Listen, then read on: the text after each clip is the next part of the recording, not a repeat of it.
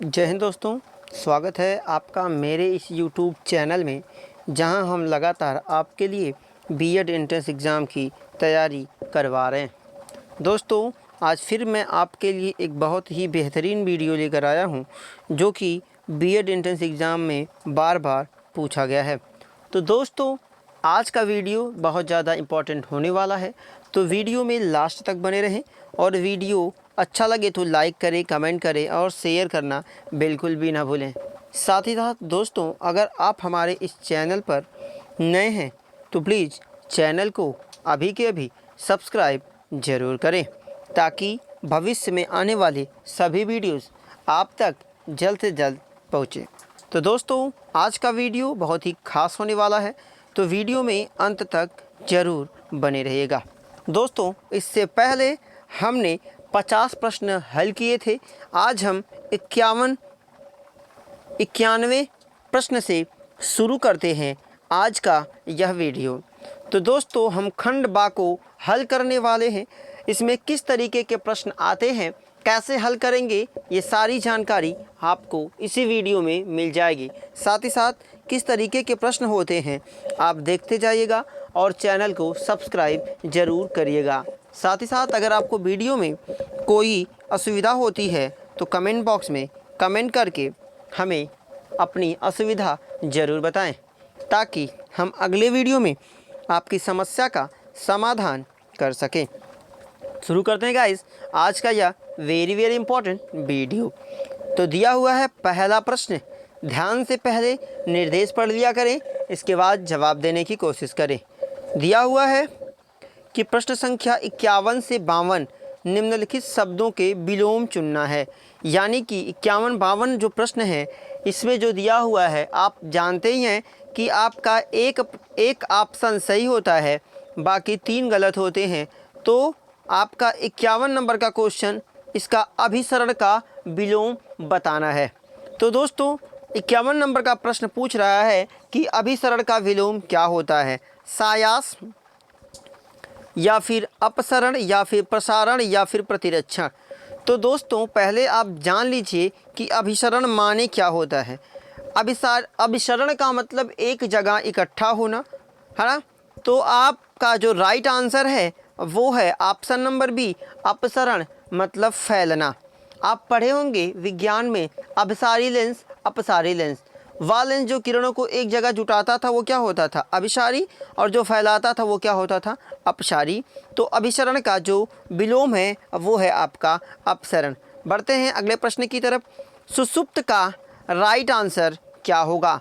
तो सुषुप्त का विलोम अर्थ क्या है दोस्तों, तो सुषुप्त का विलोम अर्थ है जागृत। बाकी तीनों के समझ जाइए इनका विलोम, क्योंकि ये सारे भी अपने आप में इम्पॉर्टेंट हैं, इसीलिए मैं आपको ये सारे के सारे बता देता हूँ कि क्या होता है इनका आंसर। श्रेष्ठ का विलोम क्या होता है दोस्तों, तो श्रेष्ठ का विलोम होता है अधम। जबकि बात करें मृत का विलोम, तो आप जानते हैं मृत का विलोम जीवित होगा। और कृतघ्न का विलोम क्या होगा, तो कृतघ्न का विलोम क्या होगा, कृतघ्न का होगा कृतज्ञ। ये थे आपके इनके आंसर। बढ़ते हैं अगले क्वेश्चन की तरफ, उससे पहले निर्देश पढ़ लेते हैं। दिया है प्रश्न संख्या 53 और 54 निम्न वाक्यों में से सही वाक्य चुनना है। मतलब 53 नंबर का प्रश्न और 54 नंबर का प्रश्न, इसमें जो वाक्य दिए हुए हैं इसमें कुछ अशुद्धियां हैं, जिन अशुद्धियों को हमें दूर करना है और राइट प्रश्न को हमें चूज करना है कि जो राइट वाक्य है वो कौन सा है, उसे हमें क्या करना है, चूज करना है। तो पहले प्रश्न ध्यान से पढ़िए। दिया है गत रविवार को वह मुंबई जाएगा। गत रविवार को वह मुंबई जाएगा। तो गत का मतलब क्या है, आने वाले रविवार को वह मुंबई जाएगा, या फिर आने वाले रविवार को वह मुंबई जाएगा। मतलब पहला ऑप्शन गत रविवार को वह मुंबई जाएगा, या फिर आने वाले रविवार को वह मुंबई जाएगा, या फिर आगामी रविवार को वह मुंबई जाएगा, या फिर पूर्वार्ध रविवार को वह मुंबई जाएगा। तो इसका राइट आंसर क्या है दोस्तों, तो इसका राइट आंसर क्या है, आगामी रविवार को वह मुंबई जाएगा। ये है आपका राइट आंसर। बढ़ते हैं अगले क्वेश्चन की तरफ। आपकी शंकाओं का निराकरण हो जाएगा।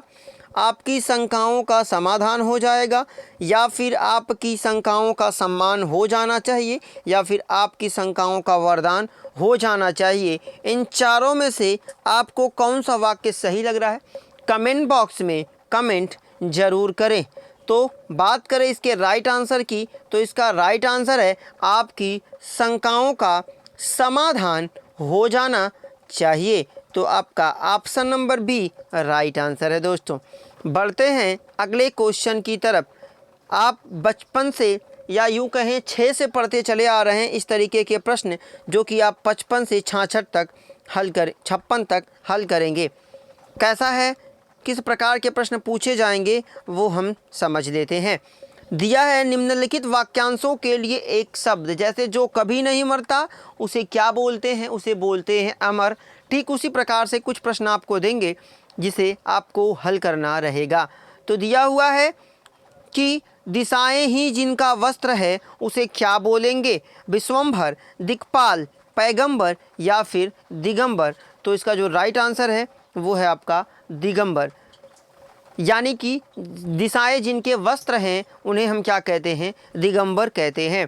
बढ़ते हैं अगले क्वेश्चन की तरफ। युद्ध की इच्छा रखने वाला, जो युद्ध की इच्छा रखता है उसे क्या कहते हैं, मुमुक्षु या बहुश्रुत या फिर युयुत्सु या फिर मौक्तिक। इसका राइट आंसर क्या है, क्या आपको इसका राइट आंसर पता है? अगर नहीं पता है तो मैं बता देता हूँ। इसका जो राइट आंसर है वो है आपका ऑप्शन नंबर सी युयुत्सु, जो युद्ध की इच्छा रखता है। बढ़ते हैं वीडियो में अगले प्रश्न की तरफ। दिया हुआ है आमलक का तद्भव क्या है। तत्सम और तद्भव आप जानते हैं, अगर नहीं जानते हैं तो आपको हमारे इसी चैनल के वीडियो में, इसी वीडियो के नीचे लिंक दे दिया जाएगा डिस्क्रिप्शन में, जहां से जाके आप तत्सम और तद्भव पढ़ सकते हैं। तो आमलक का तद्भव क्या होगा, इसका राइट आंसर क्या होगा, आदर्शिका या फिर आम्र या फिर अपाक या फिर आंवला। तत्सम क्या होता है दोस्तों, तद्भव क्या होता है, मैं आपको थोड़ा सा बता देता हूँ। तत्सम का मतलब वे शब्द जो आपको लगे, मतलब आप देखिएगा पेपर में जो शब्द ऐसा लगेगा जो संस्कृत से रिलेटेड है तो जान जाइएगा कि वो क्या है।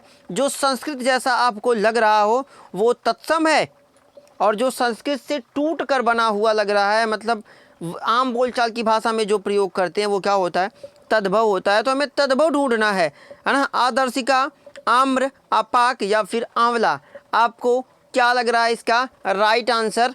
तो इसका राइट आंसर देखिए, आदर्शिका लग रहा है संस्कृत जैसा, आम्र लग रहा है संस्कृत जैसा, अपाक लग रहा है संस्कृत जैसा ना। तो आपका बचा केवल क्या, आंवला। तो आंवला आपका क्या है, राइट आंसर है। बाकी सभी का तद्भव क्या होगा अगर वो जानना चाहते हैं तो आदर्शिका का होता है तद्भव आरसी, आम का है ना, और आम्र का क्या होता है, आम होता है, आपाक का होता है आमा। याद रखिएगा, आदर्शिका का आरसी, आम्र का तद्भव क्या होगा, आम होगा, जिसे हम आम बोलचाल की भाषा में यूज करते हैं, जबकि आपके अपाक का तद्भव क्या होता है, आमा होता है।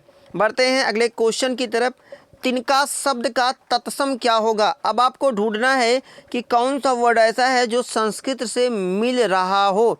तिनका का तत्सम शब्द क्या है, तृण, तिर्क, तिक्त, ताम्र, त्वरित। आपको क्या लग रहा है, राइट आंसर कमेंट बॉक्स में कमेंट जरूर करें।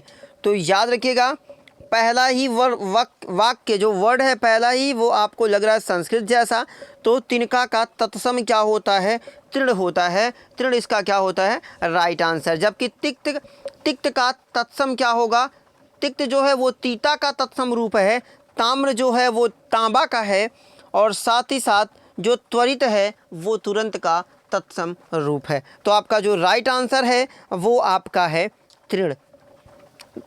और आपने अगर अभी तक हमारे चैनल को सब्सक्राइब नहीं किया तो प्लीज़ अभी के अभी चैनल को सब्सक्राइब जरूर करें। बढ़ते हैं अगले क्वेश्चन की तरफ। विशेषण की विशेषता बताने वाले शब्द क्या कहलाते हैं। क्रिया कहलाते हैं, प्रविशेषण कहलाते हैं, विशेष्य कहलाते हैं, या फिर सर्वनाम कहलाते हैं। तो ये बहुत ही आसान क्वेश्चन है। इसका राइट आंसर क्या है, प्रविशेषण। विशेषण की विशेषता बताने वाले शब्द क्या कहलाते हैं, प्रविशेषण कहलाते हैं। ये है आपका राइट आंसर। बढ़ते हैं वीडियो में आगे।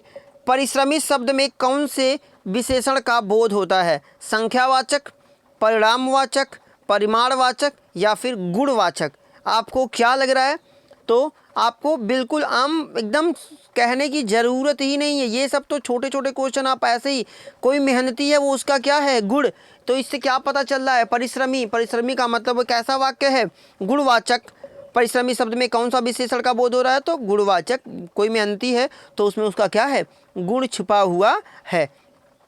बढ़ते हैं वीडियो में आगे। दिया हुआ है मंदिर का पर्यायवाची शब्द क्या है? मंदिर का पर्यायवाची शब्द क्या है? मंदिर का पर्यायवाची क्या? देवगृह, परमधाम, परमपद या फिर निर्वाण? इसका राइट आंसर क्या है? आप कमेंट बॉक्स में कमेंट जरूर कीजिएगा, क्योंकि अगर आपको कोई असुविधा होती है तो उसका निराकरण अगले वीडियो में किया जा सके। तो दोस्तों क्या है राइट आंसर मंदिर का? देवगृह, परमधाम, निर्वाण या फिर परम पद? तो दोस्तों मंदिर यानी कि जहाँ देवता रहते हैं, तो देवता कहाँ रहते हैं? देवगृह में रहते हैं। तो देवगृह मंदिर का पर्यायवाची है। अगले क्वेश्चन की तरफ बढ़ते हैं। तृष्णा का पर्यायवाची क्या है? मकरंद, सहचर, रसिका या फिर लिप्सा? तृष्णा का पर्यायवाची क्या है? तृष्णा का मतलब होता है दोस्तों इच्छा या फिर लालच, जिसे आप बोल सकते हैं। तो इसका पर्यायवाची क्या होता है? तो इसका पर्यायवाची होता है आपका ऑप्शन नंबर डी जो है आपका वो राइट आंसर है। लिप्सा आपका क्या है? राइट आंसर है। साथ ही साथ दोस्तों और जानकारी मैं आपको दे देता हूँ, इसके और पर्यायवाची मैं आपको बता देता हूँ, है ना। तो बार बार ये पूछा जाता है। तो लालसा, अभिलाषा, लालच, तृष्णा, है ना, ये सभी क्या हैं? आपस में पर्यायवाची हैं। अगला प्रश्न है कि राजपुत्र में कौन सा समास है? राजपुत्र में कौन सा समास है?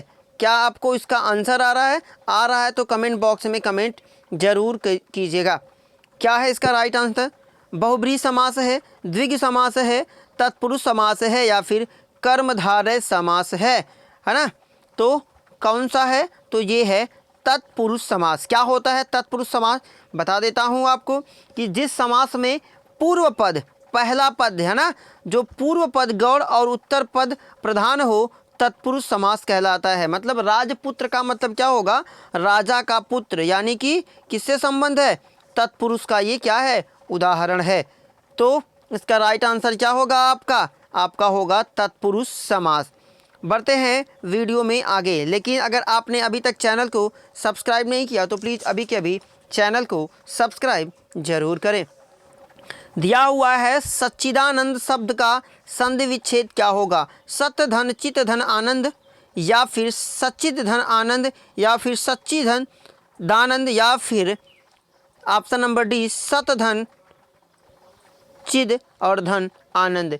इसका राइट आंसर क्या है? तो इसका जो राइट आंसर है सत धन चित धन आनंद, यानी कि आपका option number D is the right answer, है ना। सॉरी है ना, सत धन चिद दिया हुआ है ना। तो यहाँ देखिए सच्ची दानंद है ना, तो ये त और तो मिलके क्या बन जाएगा? दो बन जाएगा। तो आपका सत धन चित धन आनंद होगा। आपका option number A is the right answer. Option D यहाँ दिया हुआ है तो ये दा पहले से दिया हुआ, दा आपका दा हो जाएगा ना, तो ये आपका गलत हो गया। तो ये आपका राइट आंसर क्या होगा? आपका option number A right answer होगा। इसको ध्यान में रखिएगा, गलतियाँ हो जाती हैं क्योंकि गलतियाँ इंसान से होती है।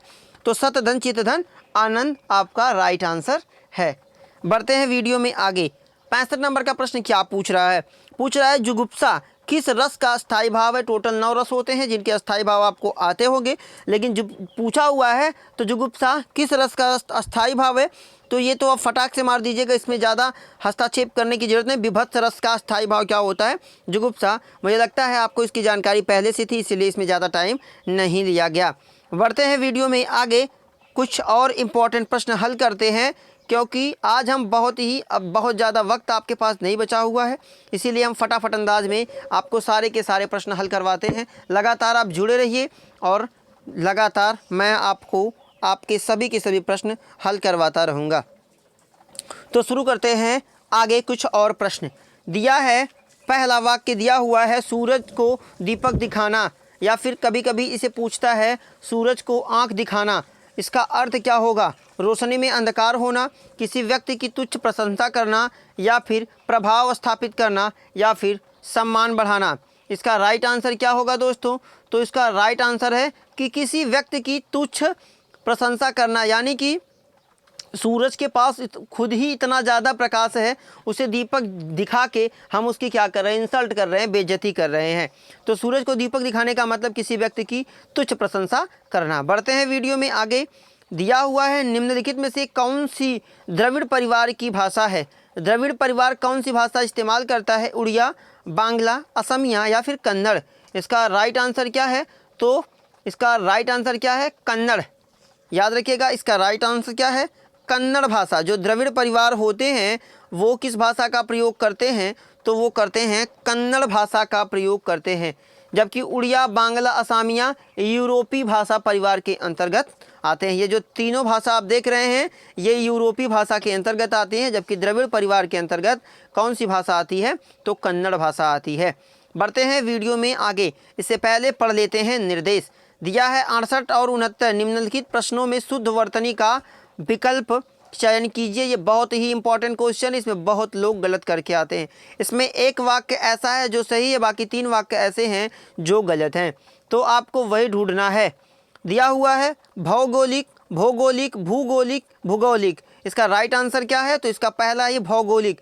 ये 3 वाक्य जो हैं वो पूरी तरीके से गलत लिखे हुए हैं। आपका राइट आंसर जो है वो भौगोलिक है।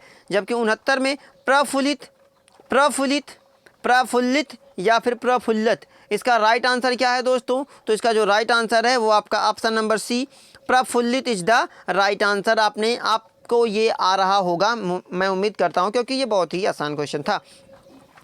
बढ़ते हैं अगले क्वेश्चन की तरफ, उससे पहले पढ़ लेते हैं फटाफट अंदाज में निर्देश।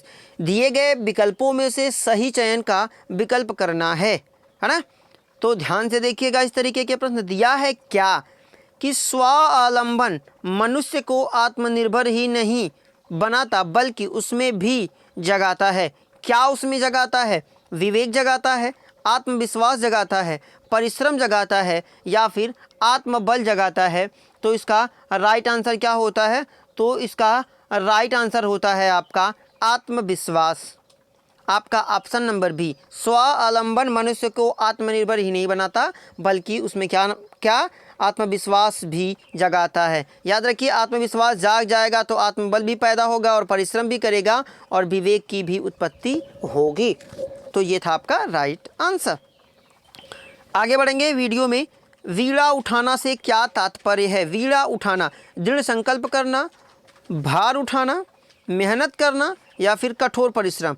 क्या है इसका राइट आंसर? अगर आपको मालूम है तो कमेंट बॉक्स में कमेंट जरूर करें। मैं आपको बता देता हूँ इसका राइट आंसर क्या है। दृढ़ संकल्प करना। मतलब बीड़ा उठाने का मतलब क्या होता है? दृढ़ संकल्प कर लेना, तय कर लेना कि मुझे ये काम करना ही करना है। तो आपने क्या किया? बीड़ा उठाया।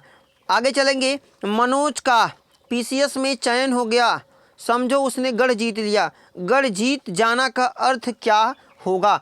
क्या होगा गढ़ जीत जाना का अर्थ? युद्ध जीत जाना, या फिर कब्जा कर लेना, या फिर अनुभव प्राप्त करना, या फिर कठिन कार्य पूरा कर लेना। तो इसका राइट आंसर क्या है दोस्तों? आपका डी राइट आंसर है। कठिन कार्य को क्या कर लेना? पूरा कर लेना आपका राइट आंसर है। बढ़ते हैं वीडियो में आगे। अंगा, इया, अड़ और ना और माँ में कौन से व्यंजन हैं? है ना? कौन से व्यंजन हैं? स्पर्श व्यंजन, उत्क्षिप्त व्यंजन, अंतस्थ व्यंजन, या फिर अनुनासिक व्यंजन। तो याद रखिएगा कि कौन से हैं, मैं आपको पहले बता देता हूं, इसके बाद इसकी सारी जानकारी आपको देता हूं। तो ये हैं अनुनासिक व्यंजन। क्यों है अनुनासिक व्यंजन? तो जिन व्यंजनों के उच्चारण में वायु नासिका मार्ग से निकलती है उन्हें अनुनासिक व्यंजन कहते हैं। जैसे इया, अड़, ना और माँ क्या है? अनुनासिक व्यंजन हैं। तो बढ़ते हैं आगे वीडियो में, एक और इम्पॉर्टेंट प्रश्न लगाते हैं। वह आया और मैं चला गया, इस वाक्य में अपव्यय कौन सा अपव्यय है? संबंध बोधक, विस्मयादि बोधक, समुच्चय बोधक या फिर आदर बोधक? इसका राइट आंसर क्या है? कमेंट बॉक्स में कमेंट करें। मैं आपको आंसर बता देता हूं कि इसमें है समुच्चय अपव्यय। कैसे पहचानते हैं? कि जो अपव्यय क्रिया संज्ञा की विशेषता ना बताकर शब्दों, वाक्यों अथवा वाक्यांशों को जोड़ने का कार्य करते हैं, उन्हें समुच्चय योबोधक अपव्यय कहते हैं। पढ़ते हैं आगे वीडियो में। दिया है निम्नलिखित में से कौन सा शब्द कालवाचक है? बारी बारी, आज, भीतर या फिर यथा संभव? क्या है इसका राइट आंसर? तो इसका राइट आंसर क्या है दोस्तों, वो आपको कमेंट बॉक्स में बताना है। अगर नहीं आता आपको तो इसका राइट आंसर मैं आपको बता देता हूँ, वो है आज। आज का पता चल रहा है कि आज का मतलब आज, यानी कि इसका राइट आंसर क्या है? आज है। बढ़ते हैं अगले प्रश्न की तरफ। क्या कहता है आपका अगला प्रश्न? साथ ही साथ दोस्तों, अगर चैनल पे नए हैं तो चैनल को अभी के अभी सब्सक्राइब करें। साथ ही साथ बेल आइकन दबाना ना भूलें, क्योंकि और बहुत सारे इम्पॉर्टेंट प्रश्न जो कि आपकी परीक्षा के लिए इम्पॉर्टेंट हो सकते हैं, वो हम इसी चैनल पर लगातार आपके लिए ला रहे हैं। तो दोस्तों, आपके सहयोग की हमें काफ़ी ज़्यादा आवश्यकता है। तो बढ़ते हैं अगले प्रश्न की तरफ। क्या है अगला प्रश्न? दिया है निम्नलिखित में से अशुद्ध वाक्य को आपको पहचानना है। कौन सा वाक्य आपको अशुद्ध लग रहा है? श्रीमती गांधी भारत की प्रधानमंत्री थी, मेरे ऊपर कृपा करें, मेरे घर के सामने पाठशाला है, या फिर वहाँ पर भारी भीड़ है। याद रखिएगा, आपको अशुद्ध वाक्य ढूंढना है, शुद्ध नहीं, आपको अशुद्ध वाक्य ढूंढना है। तो इसमें जो राइट आंसर है वो क्या है? मेरे ऊपर कृपा करें। इसका राइट आंसर, इसका राइट क्या होगा? अगर इसे सही कहा जाए तो इसको कहा जाता कि मुझ पर कृपा करें, लेकिन यहाँ दिया गया है मेरे ऊपर कृपा करें, यानी कि मेरे ऊपर कृपा फेंक के थोड़ी कोई मारेगा, है ना, कृपा करना है। तो इसका जो राइट आंसर है वो आपका ऑप्शन नंबर बी। ये हालांकि ये वाक्य गलत है, लेकिन ये राइट आंसर है आपके 76वें प्रश्न का। बढ़ते हैं वीडियो में आगे। दिया है 77 नंबर का प्रश्न। क्या दिया है? निम्नलिखित में से मिश्र वाक्य का चयन करना है। कौन सा ऐसा मिश्र वाक्य जो एक वाक्य दूसरे वाक्य से मिलता जुलता है, उसे बोलते हैं मिश्र वाक्य। दिया है पहला, प्रातः काल होने पर चिड़िया चहचहाने लगती है, या सुबह पहली बस पकड़कर शाम तक लौट आओ, या फिर जो विद्यार्थी परिश्रमी है वह अवश्य सफल होता है, या फिर ऑप्शन नंबर डी, राजकुमार ने भाई को मार डाला और स्वयं राजा बन गया। इन चारों में से आपको मिश्र वाक्य कौन सा लग रहा है? कमेंट बॉक्स में कमेंट जरूर करें। तो क्या है इसका राइट आंसर? मैं आपको बता देता हूं। तो जो विद्यार्थी परिश्रमी होता है वह अवश्य सफल होता है, ये है आपका राइट आंसर। पहला वाक्य दूसरे वाक्य से जुड़ा हुआ है। बढ़ते हैं अगले प्रश्न की तरफ। दिया है क्या निम्नलिखित में से कौन सा उपसर्ग रहित है? किसमें कोई उपसर्ग नहीं है? संयोग, विदेश, अत्यधिक या फिर सुरेश? इसका राइट आंसर क्या है? तो याद रखिएगा, सुरेश में कोई, है ना, दिए गए शब्दों में क्या है? सुरेश उपसर्ग, जबकि संयोग में संग, है ना, सन है, जबकि विदेश में वी है, और अत्यधिक में अति है, जबकि सुरेश में किसी प्रकार का कोई उपसर्ग नहीं पाया गया। तो ये था आपका राइट आंसर। मिलते हैं अगले वीडियो में कुछ और इम्पॉर्टेंट टॉपिक के साथ। तब तक के लिए मुझे दीजिए इजाज़त। जय हिंद, टेक केयर, बाय बाय। लेकिन आपसे गुजारिश है जाते जाते कि अगर चैनल को सब्सक्राइब अभी तक नहीं किया तो प्लीज़ चैनल को अभी सब्सक्राइब करें, साथ ही साथ वीडियो को ज़्यादा से ज़्यादा शेयर करें। Bye bye, take care.